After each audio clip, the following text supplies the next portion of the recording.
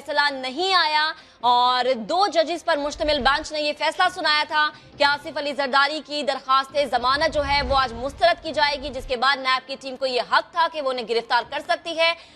उनकी गिरफ्तारी के वारंट पहले ही जारी कर दिए गए थे और अब आसिफ अली जरदारी को गिरफ्तार कर लिया गया है। आपको अपडेट करें कि नैब ने आसिफ अली जरदारी को गिरफ्तार कर लिया है। नैब की टीम आसिफ अली जरदारी की रिहाइश का इस्लामाबाद उनके घर के बाहर मौजूद थी और कुछ मुज़ाहमत के बाद आखिरकार नैब की टीम कामयाब हुई है आसिफ अली जरदारी को गिरफ्तार करने में। ये मनाजिर हम अपने नाज़रीन को जो दिखा रहे हैं इस्लामाबाद से मनाजिर है आसिफ अली जरदारी की जानिब से जमानत मुस्तरद किए जाने के बाद नैब की टीम ने आज आसिफ अली जरदारी को गिरफ्तार करने के लिए कार्रवाई का आगाज किया। टीम तश्कील दी गई और नैब की टीम पहुंची आसिफ अली जरदारी की रिहाइश का इस्लामाबाद और आसिफ अली जरदारी को गिरफ्तार कर लिया गया है। आपको अपडेट करें कि नैब ने आसिफ अली जरदारी को गिरफ्तार कर लिया है और फरियाद तालपुर को गिरफ्तार न करने के हवाले से भी इत्तलात सामने आ रही कि कुछ नरमी बरती जाएगी। 5 बार तौसी की गई थी इस मामले में और आखिरकार